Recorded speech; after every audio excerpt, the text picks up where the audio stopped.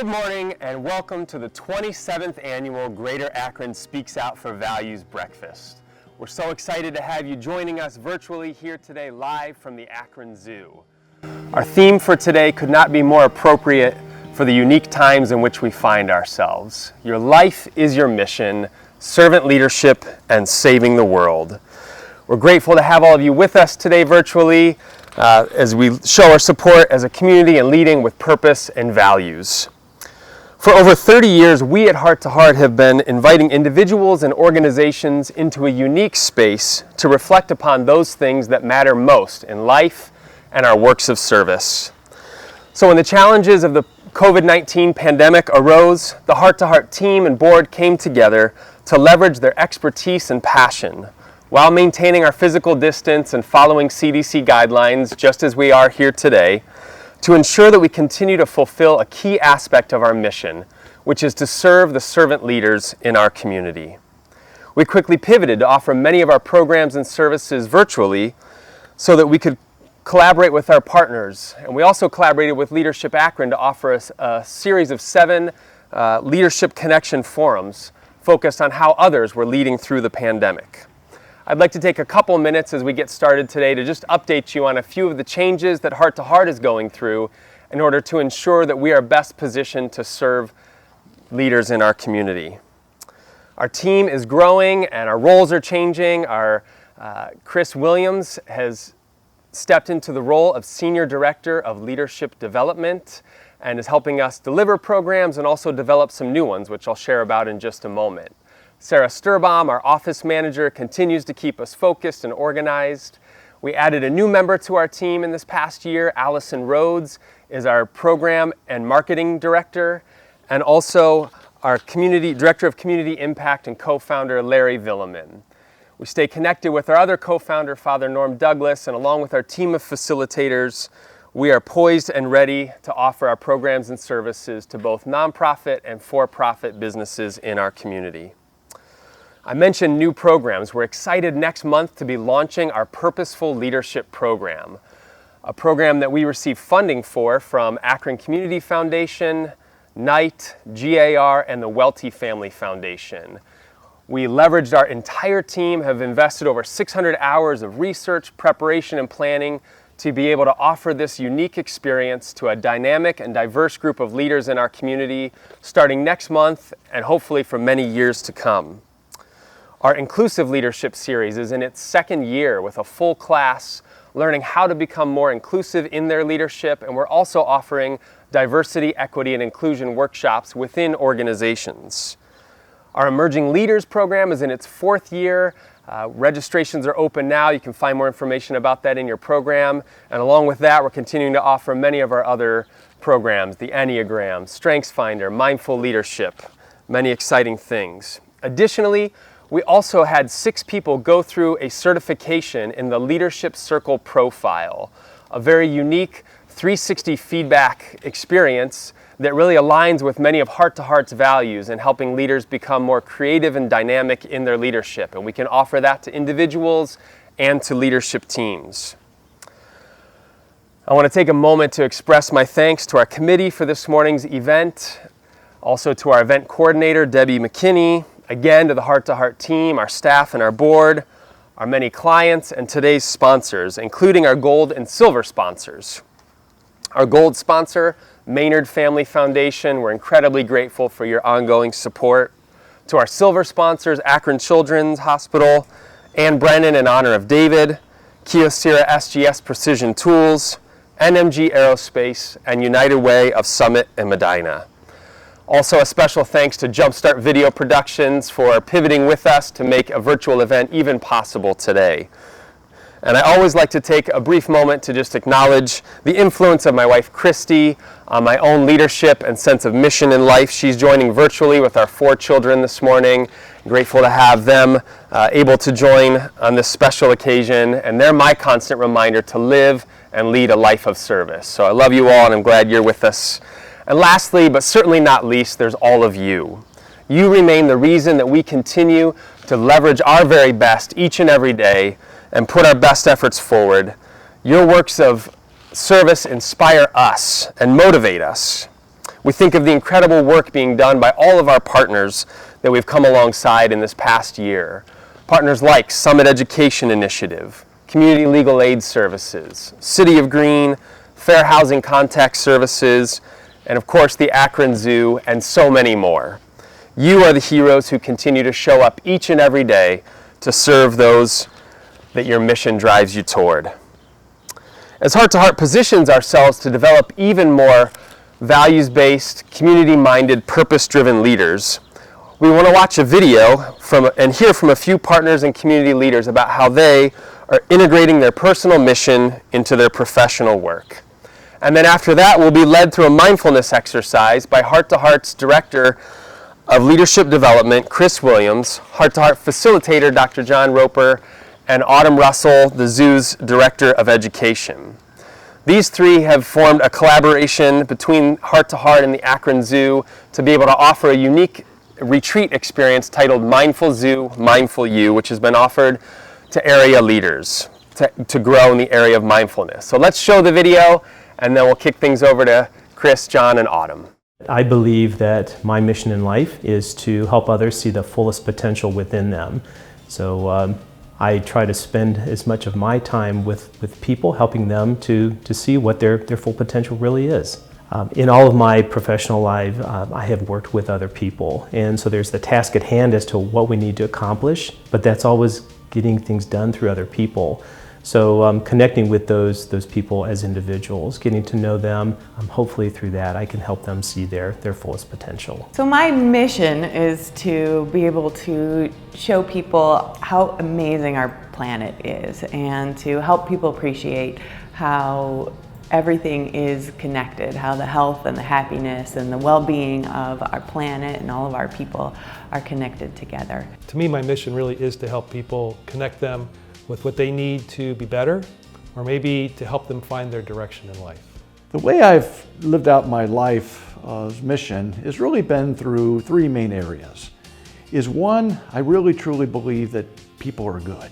And so I always like to look for the good in people and also really try to be kind as well. There's a great phrase that I read once by General Colin Powell that he talked about how you need to show more kindness than seems necessary because the other person needs it more than you'll ever know. And so really developing relationships with people is a really high priority for me. And then the third area, to be honest with you, is I really want to be able to make a difference in the community. I think it was a period of self-discovery to connect my life to my personal mission. I think it was part of a process to fully understand who I was. And once I understand who I was and what I wanted to do with my life, it became clear to how to proceed in my position in my personal life and in my professional life. It's interesting because my mission is to make a difference. My personal mission is to make a difference. I'm here at the zoo because I want to make a difference for wildlife, nature, wild places, and it's sort of like my life. My mission is my job as part of my life. Actually, when I'm on vacation, I find myself doing the same things that I do here, and that's talking to people about animals. I have connected my life to live out my mission by actually just doing ministry. And ministry to me only means that you're helping someone. So, I try to help everyone, no matter if it's my colleague, coworker, stranger in the street, or anyone that I come in contact with, is just to be a help. I feel my mission in life is to leave the world a better place than when I arrived. So I do that by always trying to look for new opportunities and new way of doing things. Through acts, I really believe that it's important not just to talk the talk, so to speak, but to actually put actions into place, behaviors, so that you can have that firsthand experience, but also have something that you can build on. My life's mission statement, and this occurred to me many, many years ago, is simple. It's just simply to be a positive influence on the lives of other people. I would say my personal mission is really to bring more joy and less misery in the world. And that works both in my family life and in my community, as well as professionally at work. Hi everyone. Well, it wouldn't be a heart-to-heart breakfast if we didn't have a warm-up activity. And typically we do these warm-up activities to engage our audience, to kind of set the tone for the day, and to also learn something about ourselves. So today, we are virtual, we are at the zoo, so let's see what we can come up with. Now, John and Autumn and I have worked together the last few years posing a very important question. In what ways can animals teach us to be more mindful, more self-aware, particularly in terms of noting our own thoughts and feelings as we move throughout the day, and also just being fully present to those that we interact with. Literally thousands of articles have been written, whether it's Harvard Business Review or whether it's Forbes magazine, on the importance of mindful leadership and how it really elevates us as leaders in terms of our ability to connect with others. And this is through being able to be more focused, more clear in our decision making, more creative in our problem solving, and very importantly, more compassionate in those that we work with. So today we figured, why not? Let's have some fun. Let's ask an animal to help us to practice our skill of noting thoughts and feelings. And once we do that, then we'll come back and take a look at what this means to us as leaders. So Autumn, well. So how about this animal, Chris?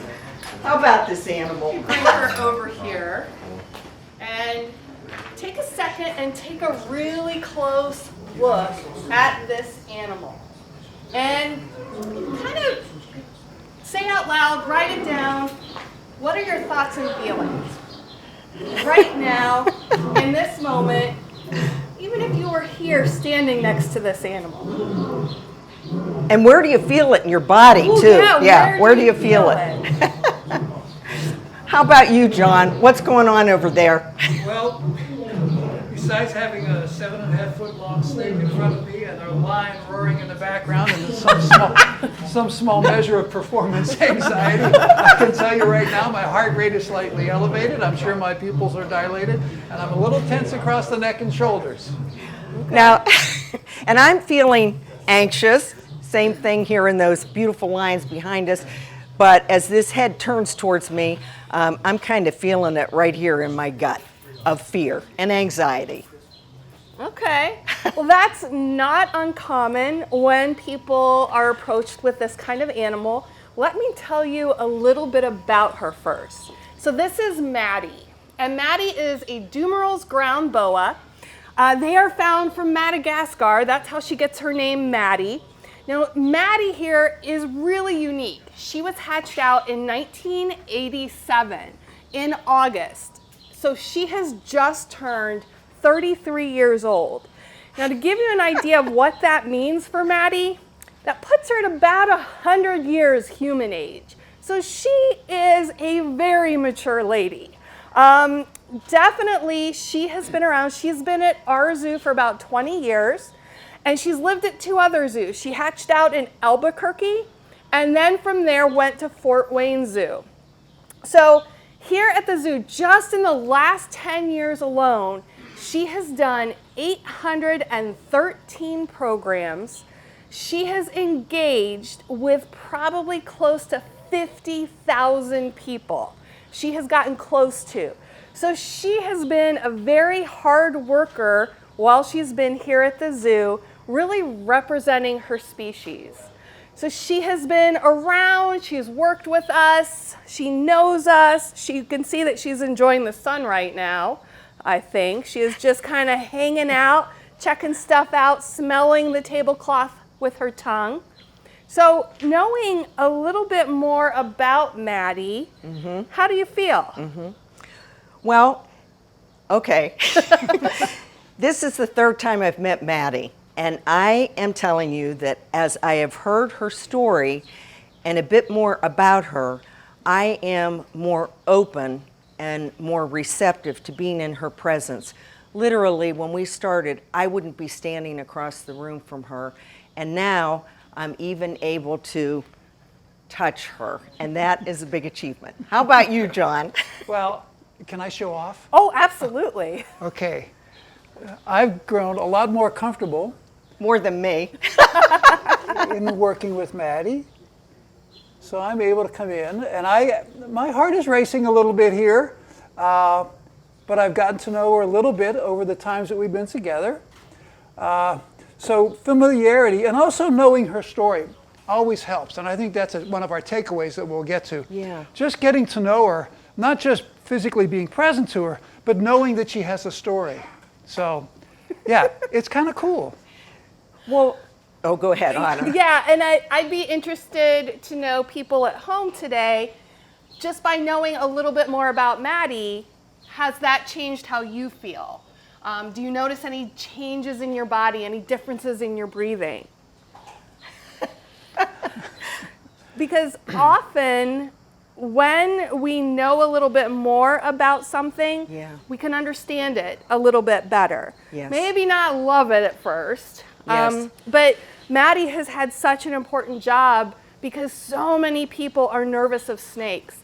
And seeing people go from other side of the room to maybe I can touch her shows that she has really instilled an appreciation of her species for people. So we're linking this along the way to who we are as human beings, and more specifically, they go together, who we are as leaders. So John, why don't you tell us a bit about what goes on in our brains when we note our thoughts and feelings, and what difference does that make, being able to have that skill to do that? Okay. Well, Maddie gives me a perfect segue to talk a little bit about kind of our brains and the brain science of mindfulness. And you might want to cover her ears. I don't know if she's sensitive, but actually, we're far more developed than Maddie is. And again, my apologies to the snake. Okay. But we all have our own reptile brains at the base of our skull. So we share that in terms of evolution. We have a reptile brain at the base of our skull, but we also have a midbrain. And I kind of use my hand, whenever I talk about this stuff, my hand automatically goes up because I use it as a model. So our reptile brain is at the base of our skull, and if I fold my thumb into the middle of my hand, that represents kind of that midbrain core limbic system. Another key piece of that is the amygdala. So a lot of sciencey kind of stuff. But just know that we have this reptile brain and the amygdala midbrain that processes most of our emotional experiences, especially our experience of fear and anxiety, which is what we've experienced to some small measure here. And that's our kind of early warning system, our threat detection system. So whenever we experience anything that is off-putting, again, a sense of threat, it triggers the fight or flight response. And so that's why I said, again, our heart rates get slightly elevated, our pupils dilate, blood flow goes from the extremities to the major muscle groups away from the digestive system. So these kind of things are bodily experiences along with those emotional experiences and the thoughts that accompany those. That's really what comprises mindfulness, being able to be aware in the moment of our thoughts and our emotions and what our bodies are telling us. Mm-hmm. And what we have across the course of evolution, we have this what's called a negativity bias. So as human beings, again, with tracing our evolution all the way back to the early reptiles, we've got this fight or flight response. And across the course of evolution for reptiles and to mammals and in our primate ancestors for 55 million years, there's a lot of ways to get whacked. There's just a lot of ways to die. So we got really good as a species at paying attention to bad stuff. One author describes human beings as like Velcro for bad stuff and Teflon for good stuff. We have this negativity bias that when we experience something, our initial response oftentimes is going to process it through that experience of anxiety or fear. And again, what's more fearsome if we don't get to know her than Maddie here? So, recognizing this, as human beings, we have this capacity for metacognition. So we can think about what we're thinking about. And one of the things that mindfulness helps us do in terms of the biology of it all, we can literally rewire our brains. If we can note our thoughts and feelings, and simply in the midst of a fit of feeling angry or resentful or depressed or anxious, be able to simply say to ourselves, that's my anxiety. I can feel my anxiety. We know from the science research with people who have had, they're in emotional experiences and they've been wired up, their brains so we can track the electrical activity. When we name our emotions, we down-regulate the experience of distress. So by simply saying, okay, I'm anxious right now about doing some small performance even in this setting. I'm not so anxious now, Maddie's pretty chill, but simply by naming that, I know that I'm regulating and easing that measure of anxiety and distress, and better able to be present to you all, and to be present to my friends. And you know, John, what amazes me too, and I've listened to John share this information, I've learned so much from you, is when we name our thoughts and feelings, that means we move from the reactive part of our brain to the creative part of our brain, and that's the key. Now, instead of moving through our day like looking around and either moving on automatic and just moving forward or reacting to situations or people, we can now, by naming that, even within ourselves, move to that creative part, which opens us up to being more open, to being close to Maddie. And Chris, the one piece of the brain that I forgot, which truly makes us human, is we've talked about reptilian brain, we've talked about midbrain, but it's our prefrontal cortex is the thing that we have as human beings. This is where we process what we call executive function, the stuff that enables us to regulate our emotions, regulate our body, gives us the capacity for empathy and moral reasoning. So we have this prefrontal cortex. So when we talk about, again, regulating feelings and being able to grasp things and see things with greater clarity, we get out of that midbrain distress, we access the prefrontal cortex, and we can be more present. So let's, as our takeaways now, let's come back to, and Autumn, I'm going to ask you,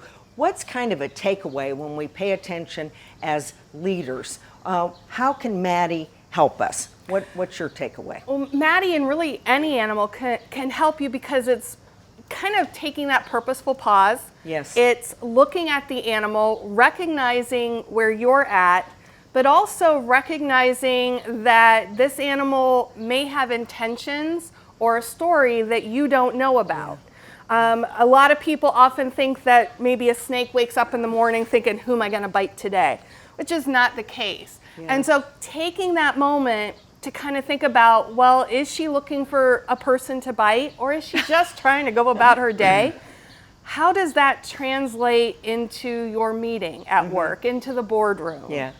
Yeah, thanks. How about you, John? What's a takeaway? Well, the most important word that always comes to mind, and we've tossed it out a couple times without taking note, is the word presence.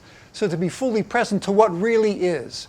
And what I've come to understand is what really is with regards to Maddie is she's a creature with her own story, her own personality, her own fears, because I was struck when we were practicing for this that Autumn gave me a bit of an alarm because she said, make sure you come from behind her head, because otherwise, if you come straight at her, she'll bite you. So getting to know her personality, her, the things that trigger her, and being able to be fully present. To me, that's the biggest takeaway. Being present as a leader is really important because leadership is relational. And for me, what's most important, I think, one of my takeaways is the joy of being mindful. That so often we think about mindfulness as supporting us in times of trouble, but I also think about when we can be mindful and say, isn't this magnificent? I mean, look at us here at the zoo. Isn't this a wonderful experience? That brings such a richness to our lives. And just by being able to be more open, and when I say I used to be scared to death of snakes, this is a big leap here, but by being open, she has enriched my life. And look at all the other people who are different from us, who have different perceptions, who have different thoughts. And just by allowing ourselves to sit in that space, move from that reactive to the creative is just so powerful. So Autumn, I'll turn it back to you for a minute. All right, well, I would like to challenge everybody out there to practice your mindfulness at the zoo. You could start something easy like a lion that may not make you feel as nervous as Maddie, but we definitely have lots of animals for you to practice your mindfulness. So come on out someday and put it to work. And now what we'd like to do, and as you can see I'm stepping back a little bit, what we'd like to do is share videos of welcome from the county executive, Eileen Shapiro, and the mayor of Akron, the Honorable Dan Horrigan. Good morning. I'm Eileen Shapiro, your Summit County Executive. A special thank you to Heart for inviting me to join you all today. Know that my heart is smiling, that because in spite of today's challenging COVID-19 environment, in true Summit County style, we still gather together, albeit virtually, to celebrate this organization and our community. Big kudos to those organizers of this event. Today's theme, servant leadership and saving the world, is so fitting. Servant leadership is always relevant, but can you think of a more relevant topic for the environment we are living in at this moment in time?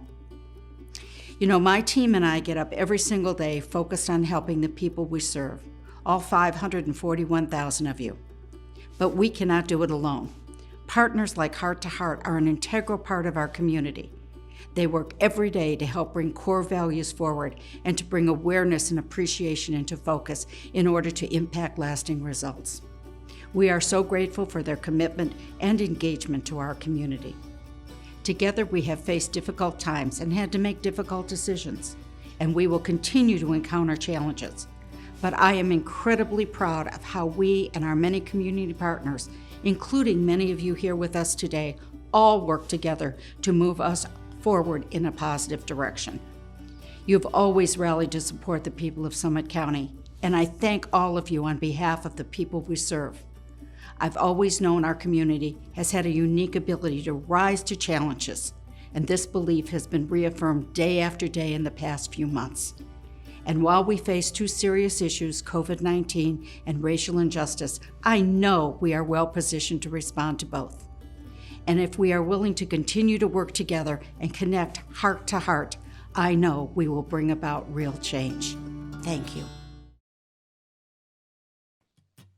Well, good morning, and thank you for tuning in to the 27th annual Heart to Heart Greater Akron Speaks Out for Values Breakfast. I'm always honored to be included in this great event. Things obviously look a little bit different this year, but that doesn't make this event any less important for our community. Heart to Heart has been a welcome partner to the city of Akron for many years because of their shared values and their commitment to cultivating community-minded leadership. The theme for this year's event is very fitting for the times. Your life is your mission, servant leadership, and saving the world. It's a theme I feel personally connected to. As I've often said, I value servant leadership, and that I and many of the leaders I work with day in and day out at the city always strive to put the wants and needs of the people of Akron at the forefront of all of our decisions. I recognize that this position is temporary, and I have to make the most of my time to listen to Akron residents and act in a way that is in their interest and the public good. The tumultuous times that we find ourselves in now only accentuate and illuminate the mission of servitude even more. Sometimes servant leadership and saving the world can look as simple as wearing a mask, protect those around you, maintaining that social distance between yourself and others, and showing the common courtesy and respect to your neighbors when out in public. Now, maybe more than ever, Heart to Heart's values-based focus resonates with our community and its leaders, and I'm proud to continue our long-standing relationship. Thank you. Thank you, Mayor and Executive, for your inspiring greetings and for the mission-driven approach you take to leadership in our city and in our community. Next, I'm pleased to share a short video from Pastor Robert DeJarnette of St. Ashworth Temple Church of God in Christ for our invocation this morning. Good morning. In the days of Ezekiel the prophet, the word of the Lord came in Ezekiel 11th chapter, verse 19, and it said to the people, I will give you one heart and one new spirit. I will take from you your hearts of stone and give you tender hearts of love for God. Good morning to everyone, and what a blessing it is to be here with you this morning for this 27th Greater Akron Speaks Out Values virtual breakfast. I'm going to guess that I've attended at least 20 of those 27 breakfasts over the years. Nevertheless, this one is historic, given that it's being held virtually and not in person. I'm also so honored to have been suggested to or recommended to deliver this invocation by my good friend Doug Piekarz, who's the speaker today, whom I'm sure will deliver a great message to us this morning, which will inspire us I've known Doug for many, many years, and I can attest that he practices what he preaches. Also, I'm grateful to the founders of this great organization, Father Norm Douglas and Brother Larry Bullerman, for their sincerity and honesty and friendship over the years to me. And likewise to my good brother, Jeremy Lau, who's the executive director, for continuing the great work that this organization is all about. So please join me as we invoke God's presence upon this morning's event, and we all pray to the God we individually believe in. Awesome and gracious God, you who are the power that brings us to life and the spirit that sustains us, we thank you for this day. We thank you for the grace and your extended mercy, which we receive from you every day. We thank you for Heart to Heart, for 27 plus years that have endeavored to bring people together from various backgrounds and in a heart-to-heart way. We praise you for your gifts and the talents of the people that work tirelessly towards the mission of this great organization. Thank you for their hearts that have touched so many people, which through them you have shown so many your love. We ask you that you continue to bless this morning's event and unify us with purpose, oneness, which will glorify you. Thank you for the speaker of the hour today. And I ask that you allow his words to penetrate our hearts and move us to action in a heart-to-heart way. I pray and we pray all these things in your most holy name. And I personally pray these things in your son, Jesus Christ's name. Amen. Thank you for blessing this morning and for your leadership in our community, Pastor Robert. We already heard from some partners and leaders about how they personally integrate their mission in their lives. Now we'd like to hear from some other partners and leaders about how their sense of mission impacts the way that they lead others. I think my mission has impacted the way that I lead, in that I want to lead by example. I want to model what I'm trying to accomplish so that others will be able to see and pick and choose the skills that I display to implement that into their own lives. The entire leadership team at my organization has done the Leadership from Within series, and our entire staff has done the Enneagram.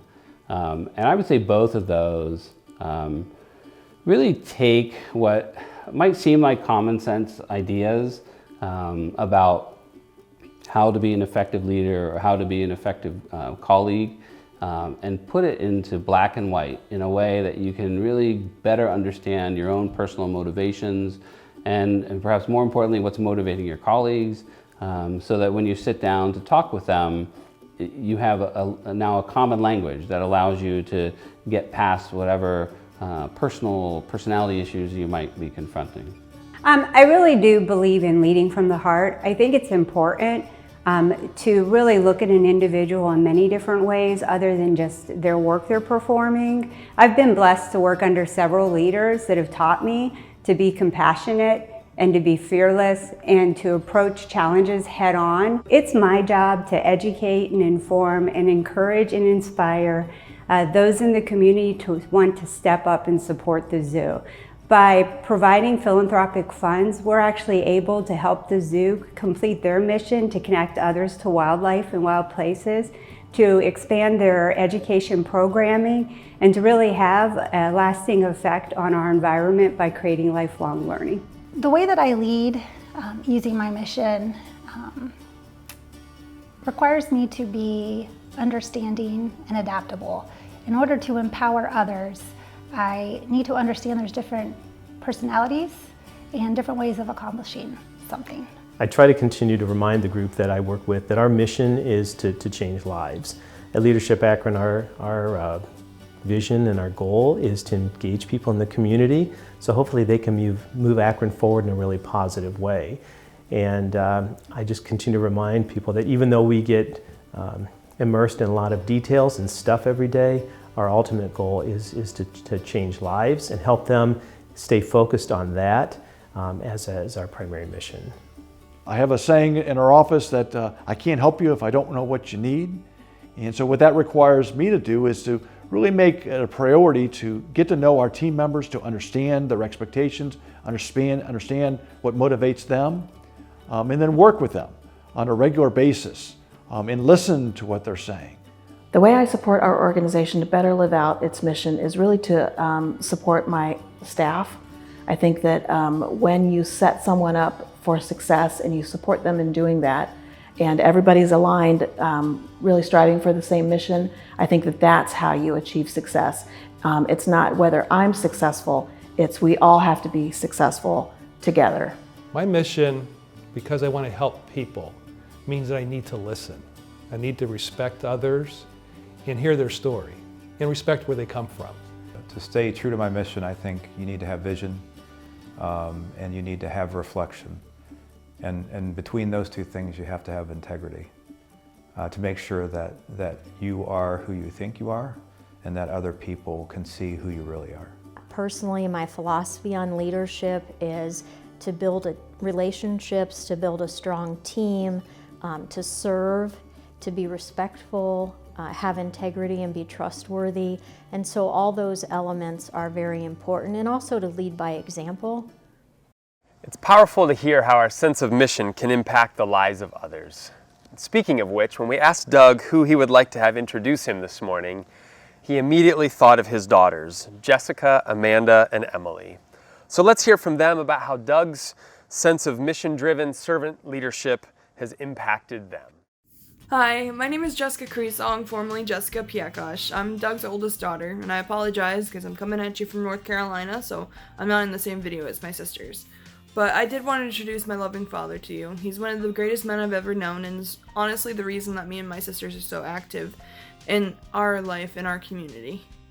And with that said, I'm going to go ahead and pass this on to my sisters so they can continue to tell you how much of an awesome person he is, because honestly, he deserves some recognition.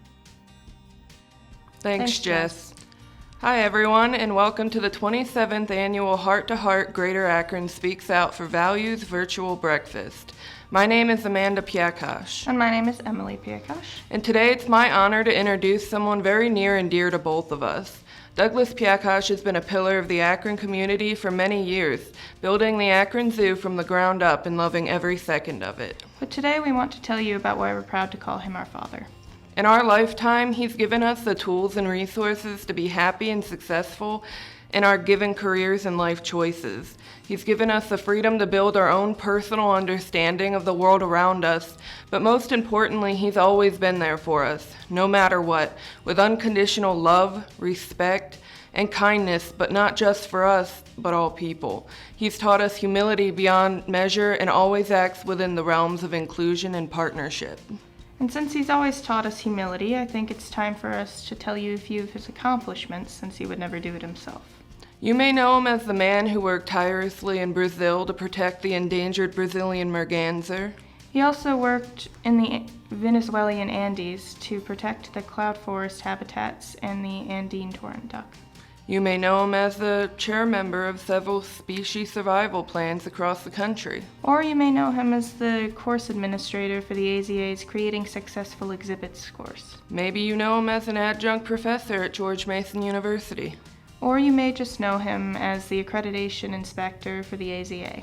But to us, he's a whole lot more than that.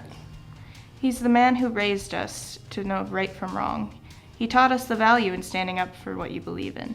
He taught us how our actions impact the world around us. He taught us to stand up and protect people and living things that can't protect themselves. We know him as the man who offered to bring animals into our schools, no matter how furry, scaly, or prickly they were. And he loved doing it because he got the chance to spread information about the importance of wildlife and conservation to young children who may not have had the opportunities we did. To us, he is more than just a father. He's a protector, a confidant, a friend, but most importantly, a teacher for all those who need one, not just for us. So without further ado, we're honored to introduce Douglas Piekarz, President and CEO of the Akron Zoo. Thank you, girls, very much. Those words mean a lot to me. Before I start, I just wanted to say thank you to Jeremy, to Chris, to John, to the board at Heart to Heart for inviting me to have this time with you this morning. I'd also like to thank Mayor Horgan, County Executive Eileen Shapiro, and my friend Robert DeJournette for his invocation. As we move forward today in this very unique environment, there's a whole variety of things that really need to be considered from a leadership standpoint. Before I really go into the topic of this conversation, I'd like to talk a little bit about the Akron Zoo.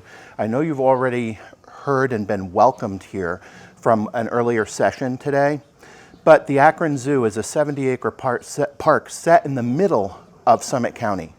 And in fact, our mission to connect your life to wildlife while inspiring lifelong learning and conservation action is a critical mission for all of us. And I'm actually very lucky. I consider myself to be in an amazing position where my personal mission and the mission of the organization that I work to support match, because that's something that motivates me forward and allows me to be very passionate and speak from my heart and lead from my heart about something that I really believe in. When we talk about the role the Akron Zoo plays in the community, it's pretty wide. Because if you think about our mission triangle, the first point is to connect people to wildlife so that they know how much we care and we create caring in them. The second piece is to really motivate that lifelong learning. And in fact, just last year, the Akron Zoo's professional education department partnered with 81 school districts across Northeast Ohio to deliver that lifelong learning and engaged with over 91,000 people through our education programming. And all of that moves to conservation action, which is really what we're all about, because honestly, I am here to save the world. And I can say that not tongue-in-cheek. I say that because I strongly believe it. And when you look at what it takes to save the world, you begin to recognize that efforts around diversity, equity, and inclusion are critical to that. Why? Well, because when you think about it, the reason we sit here today in the midst of endangered species crisis around the world and also constant work and vigilance to protect and preserve our environment, it goes back to something that you heard from John, Autumn, and Chris earlier. Mindfulness plays a key element in this because we've had long-term, think about this, 7 billion people making individual decisions on a daily basis that either contribute to preserving the environment or contribute to the causes behind species endangerment.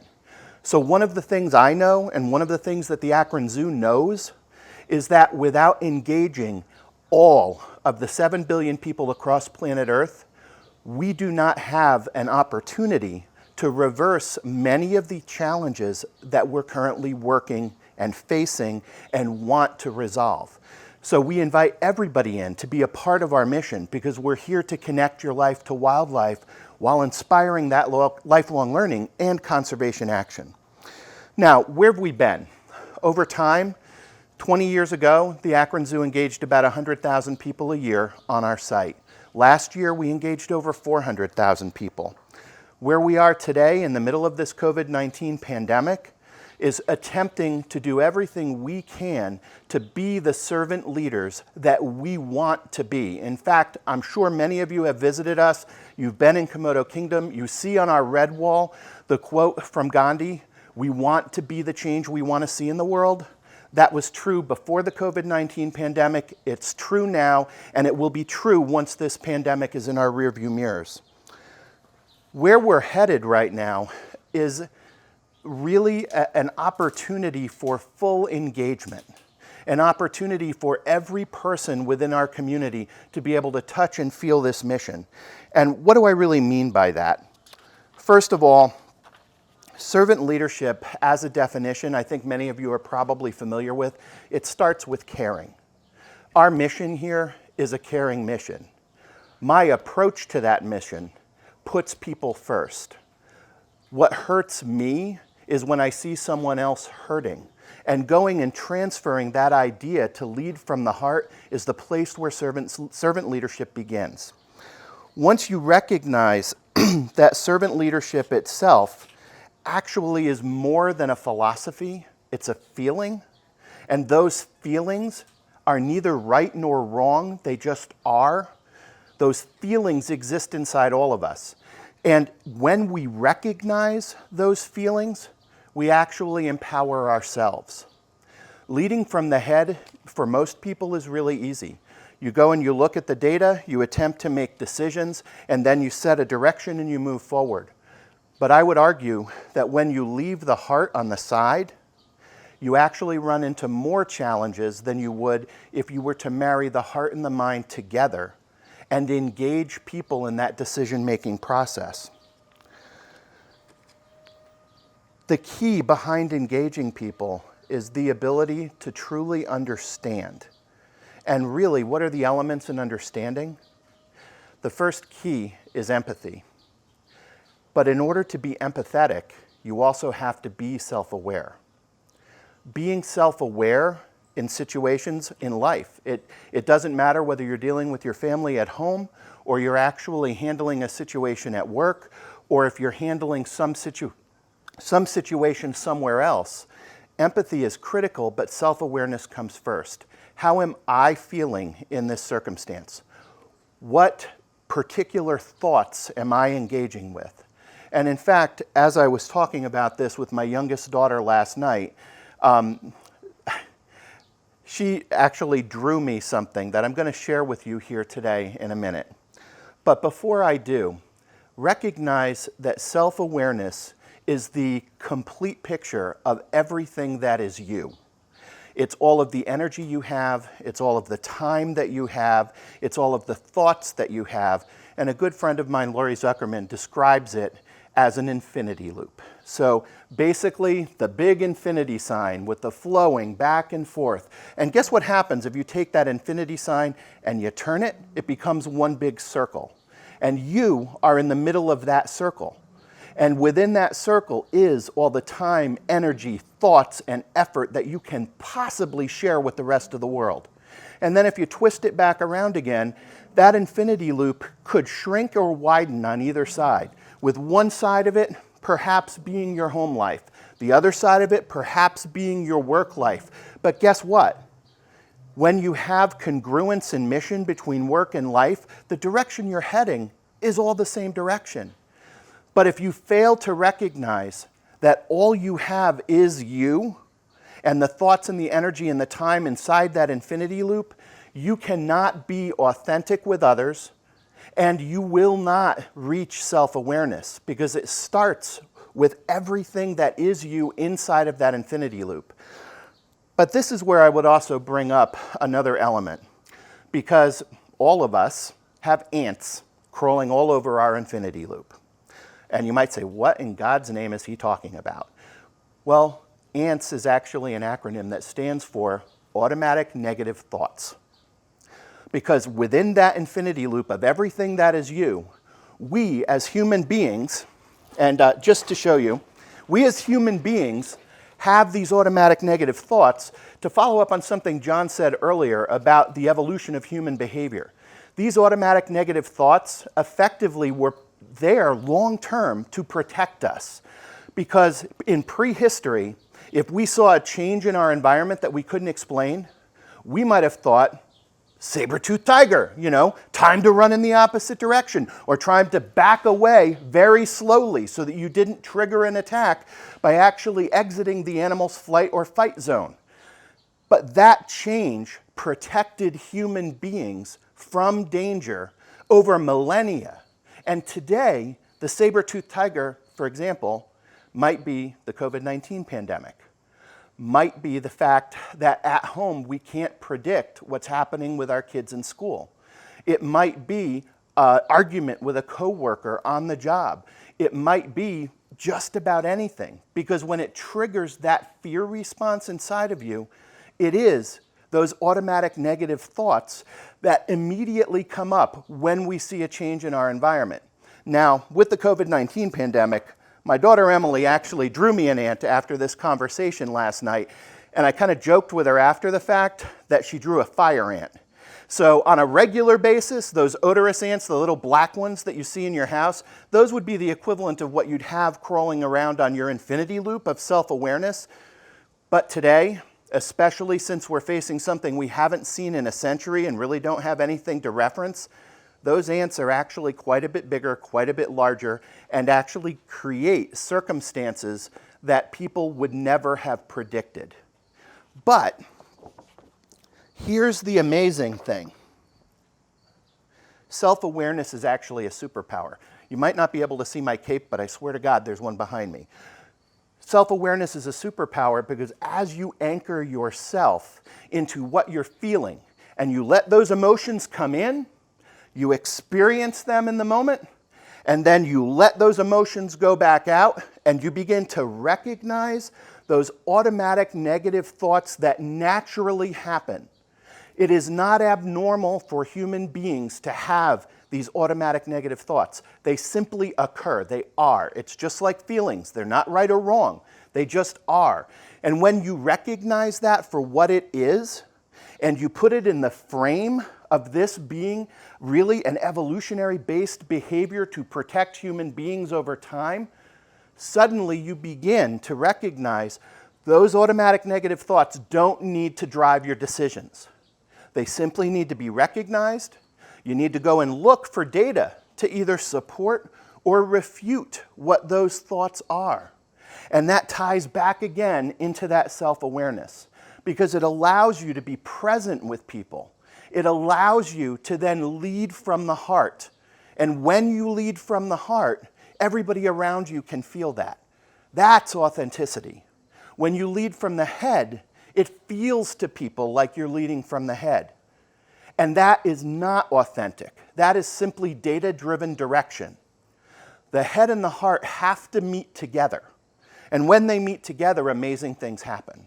And in my opinion, that's the story of the Akron Zoo. The head and the heart have met here. It's an incredibly committed staff and dedicated staff to the mission of this organization that has made a difference by partnering with every single person who has come through our gate or experienced an education program by touching the heart, by connecting people to what we do here. And it's felt authentically. One of the common things on grounds when we hear feedback from our guests is this is the friendliest place they've been. That is leading by the heart. That is caring for other people. That is authenticity. And when you look at bringing that into your leadership model, whether you decide to call it servant leadership because service comes first before you decide to lead, or you decide to simply call it leading from the heart, they're the same thing. And that, in my opinion, is true leadership. Part of that is because I can't imagine leading any other way. But another piece to that is when I look around me and I see pain out in our community and around our nation, and I see people not being understood, it makes me want to take a step forward and say, how can I help?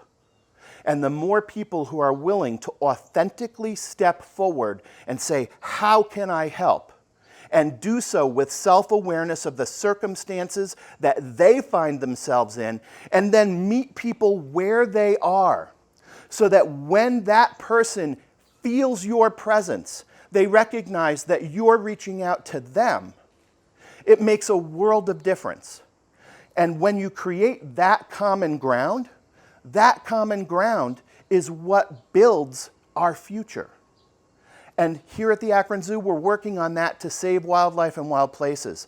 Across the community, it's really important that we become and remain an excellent corporate citizen, an excellent community asset, and an asset that is here to help our community rise, not just as an economic driver. Because today we know every dollar of public money that the Akron Zoo receives, we return $8 to the Summit County economy. That's an amazing economic engine transaction. But that isn't leading from the heart. Leading from the heart connects people, engages people. They feel cared for as an end result of that interaction. And sometimes, especially when pain is large, leading from the heart is an example of walking through the pain with someone so that they know that you're there. and so that they know that you have their back and you have their best interest at heart. Servant leadership as a whole, in my opinion, is something that we need much more of in our modern society.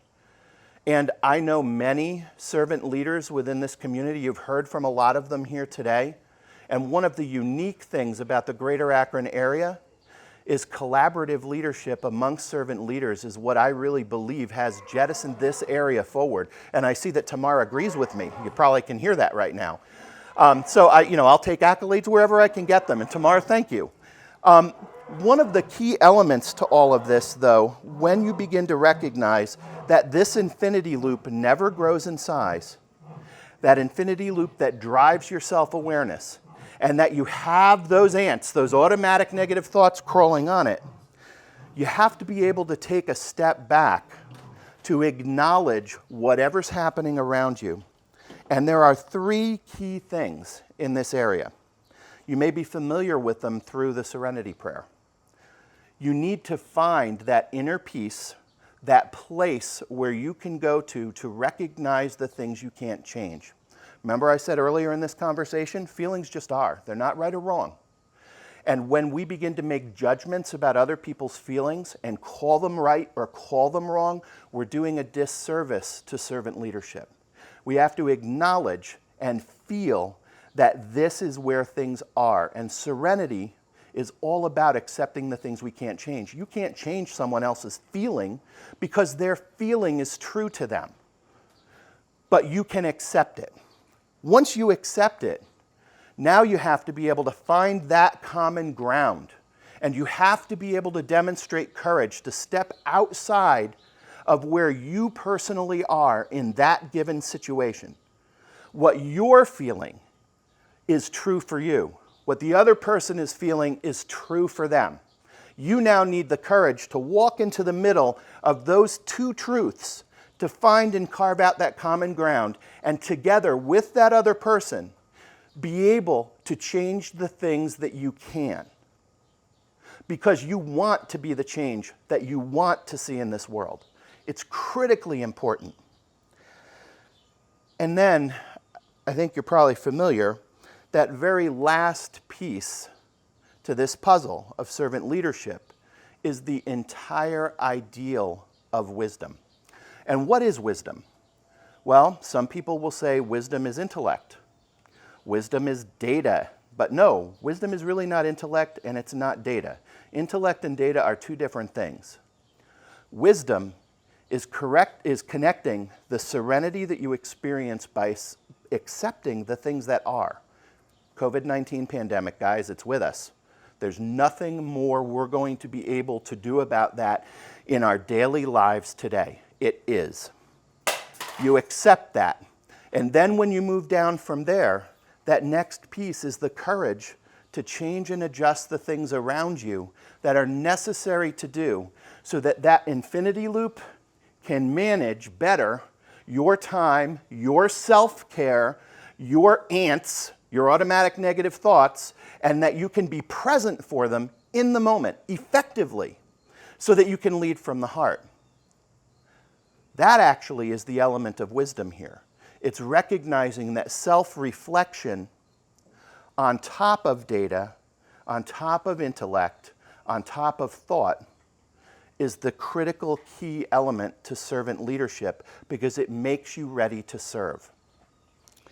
And when you're ready to serve, magical things happen because it means that you're putting other people and their needs at least on an equal level to your own, and you're willing to go and find that unique space, that common ground that is necessary to move everyone and everything forward. So you might say, what does wisdom really look like? Well, I'm going to invite Jen and Hoot to join me up here because wisdom of the ages has been the same. It was effectively the same, but it also looks a little different.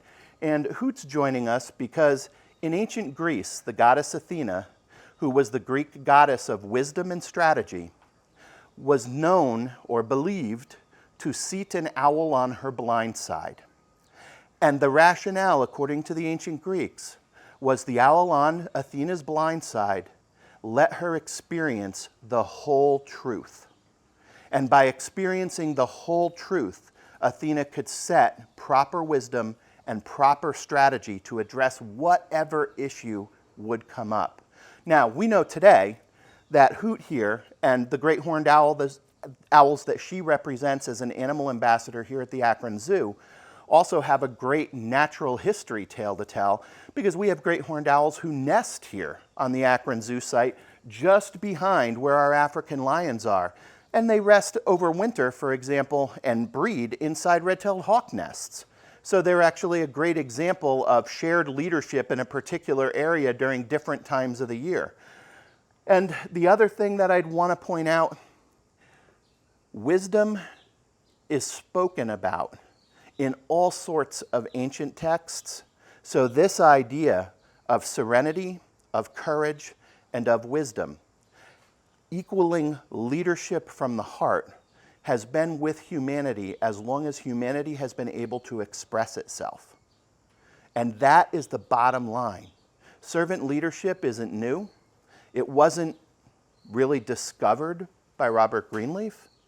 It was rediscovered because it has been present with us for a long time.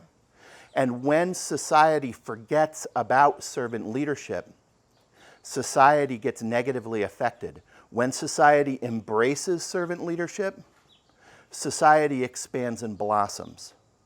And that's what I really expect for my future. That's what I'm working on personally here at the Akron Zoo and in the greater Summit County community. And that's what me as a person identifies with. That is truly my own self-awareness. I cannot move past the needs of others from an empathy standpoint, the needs of others from that infinity loop and self-awareness standpoint, or the recognition that every person that I have ever come in contact with, when they're stressed especially, because remember, change is stressful.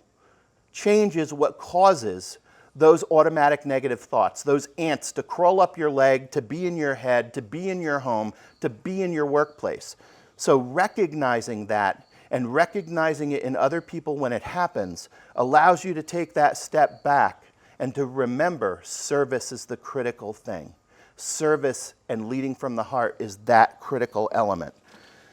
And thank you very much for this opportunity to talk to all of you today.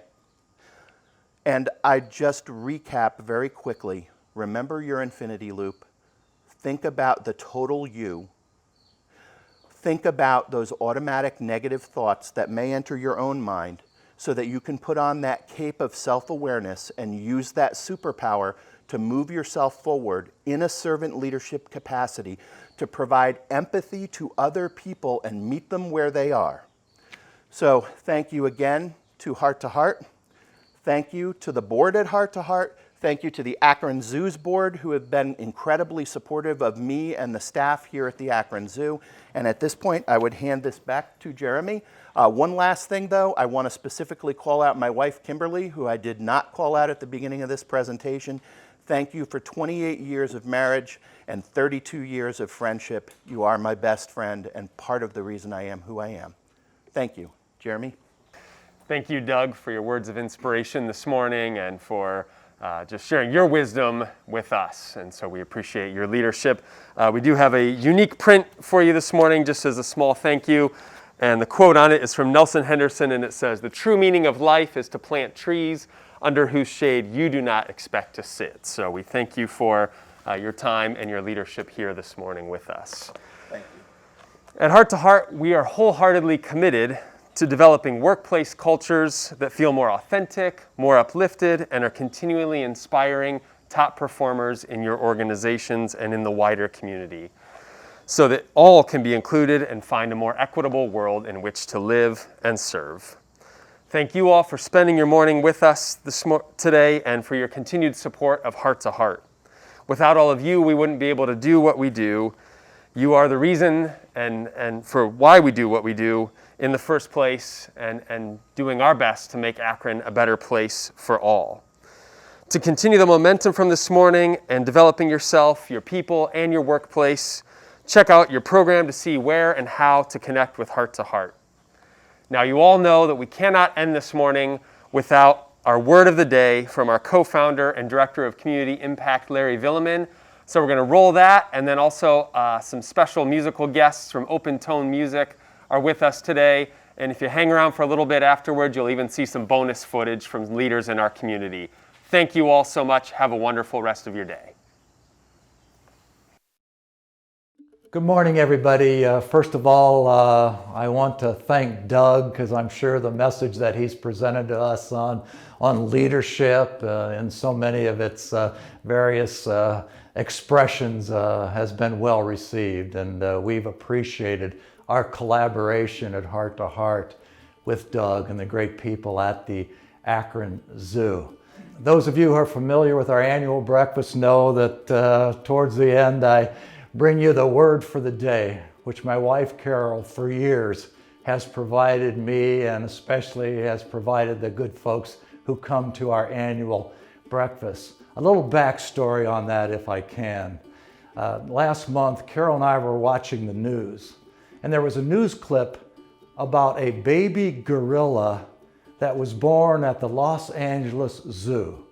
It was the first gorilla born there in over 20 years. And the mother's name was Angia, who was an endangered gorilla from the lowlands of Africa. And Carol was remarking to me about how nurturing the mother was towards this baby gorilla, and also the mother's mate. And she says to me, she says, "That's your word for today." And I said, "Gorilla?" And she said, "No, nurture, nurture." I said, "Well, you know, we don't have to really connect the zoo to the word for the day." And she said, no, that word connects to leadership. And don't you know, within about a week, I was talking with Chris Williams, and she was putting together some leadership quotes in conjunction with some coaching that Heart to Heart's doing, which maybe you've heard about as I say these remarks. You know, as I was looking at these leadership quotes, wouldn't you know that I came across this quote by Thomas Peters. He said, "Management is about arranging and telling, but leadership is about nurturing and enhancing." Well, what does that word nurture mean? And how does it connect to leadership? Well, I took another step. By definition, what does it really mean to nurture? What did my wife mean when she said that the mother gorilla was so nurturing? Well, it means to nourish, to educate, to encourage, and to foster. Now, don't those words really connect to the leaders that we've known over time that have helped us along the way, that have seen maybe something in us, that have inspired leadership in us? We know that the good leaders inspire leadership at every level of an organization. God love you.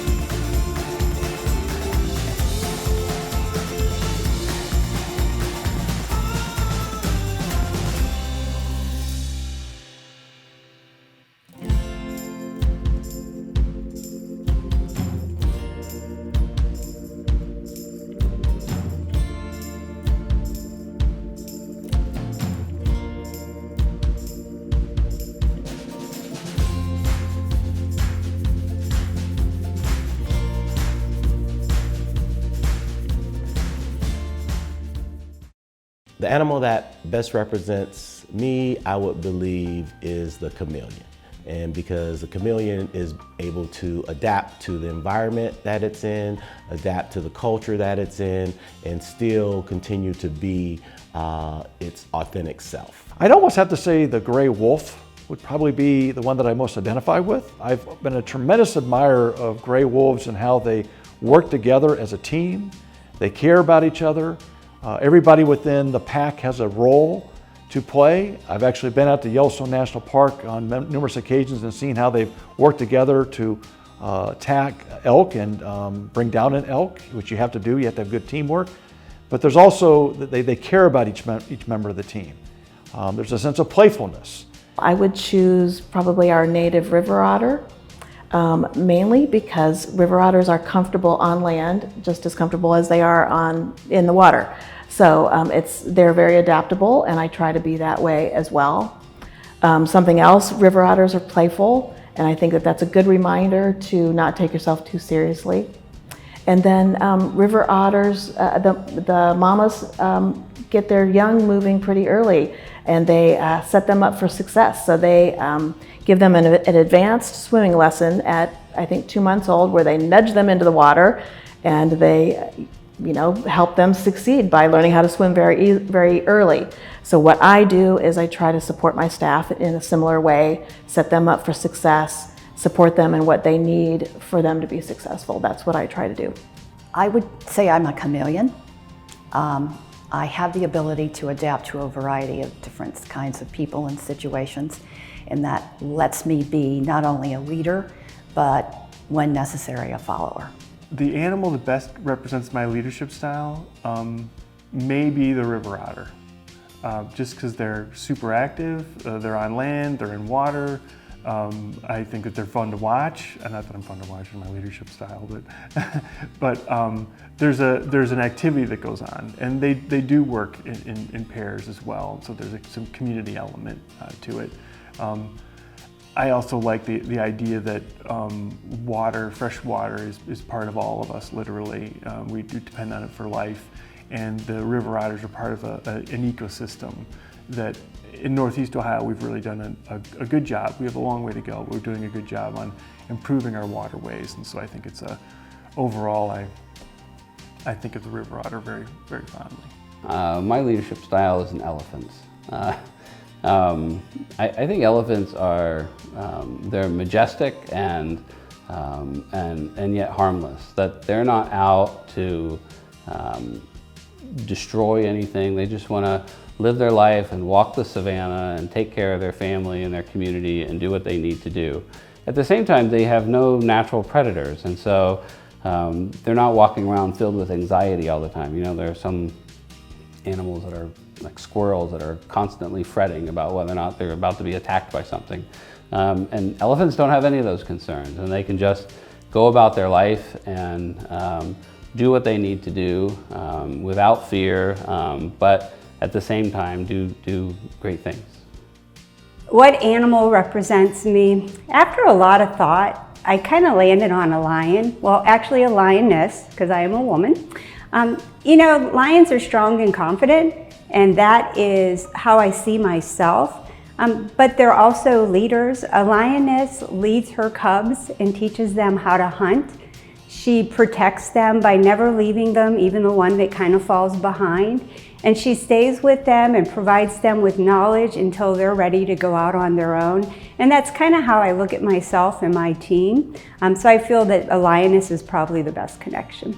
Anybody who knows me is going to know it has to be a bird. And the one that I think I connect to the most in that is an eagle. So that is because that eagle can, soar above and take that big perspective, that bird's eye view of everything that's going on. But then that eagle eye can zoom in into those details and see what's going on and really at the same time keep that big picture in mind the whole time. I think the animal that best represents my leadership style would be a dolphin. And I say that because dolphins are known to be kind, gentle creatures. And I fall on my Enneagram number, which is a 9, which is a peacemaker. And I think those characteristics go together well. I also think a dolphin is good at seeing different points of view. So they're jumping out of the water, kind of see what's going on in the air, sometimes on land, dive down into the water. So they have a lot of different points of view, and I think I offer that in my leadership style. Seeing the big picture, helping others come to a common point, but also focusing on my specific department and task as well.